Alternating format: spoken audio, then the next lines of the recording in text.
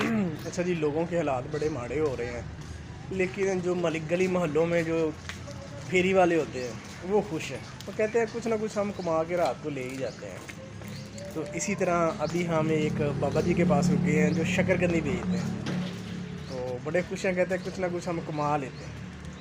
हाँ की बेच रहे, शकरकंदी बेच रहे। अंकल जी कैवें दे रहे हो? 50 ਦੀ ਪਾ 50 ਦੀ पा। मिठी है? ਮਿੱਠੀ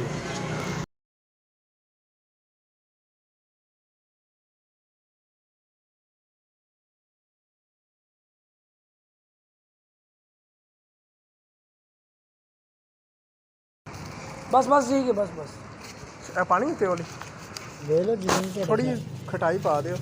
रहने दो की कटाई। अच्छा चलो। ਗਾਲੇ ਗਾਲੇ ਰੋੜ ਜਾ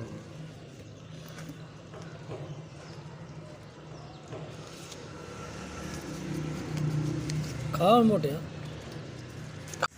अच्छा जी, बड़े दिनों के बाद कल हमने एक दावत खाई थी, आज हम दूसरी दावत खाने के लिए आज बापटा टाउन इकट्ठे हो चुके हैं।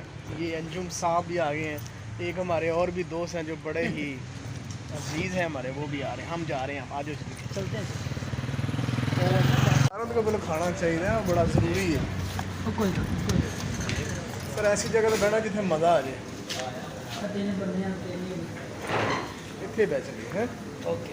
अच्छा जी, अभी हम यहाँ पे टेबल पे बैठ चुके हैं और अभी हम देंगे आर्डर, फिर उसके बाद वेट करेंगे, फिर हम खाना शुरू करेंगे। और अंजुम साहब ने मेन्यू देखना शुरू कर दिए। पहले हमने व्लॉग बनाने छोड़ दिए थे, लेकिन दोबारा फिर हम उसी जगह पे आ गए। अच्छा जी, हमारे पास ना रशियन सैलेड आ चुकी है। ओके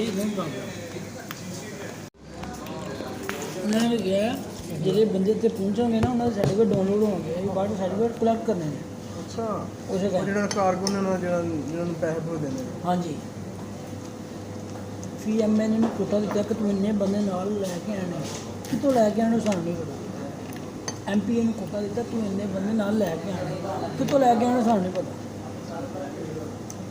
ਤੇ ਜਨਾਬ ਬਸ ਨਜ਼ਰ ਲੱਗ ਗਈ ਮੇਰੀ। ਉਹਨਾਂ ਦੇ ਫੇਰ ਹੀ ਪਤਾ ਲੱਗਦਾ।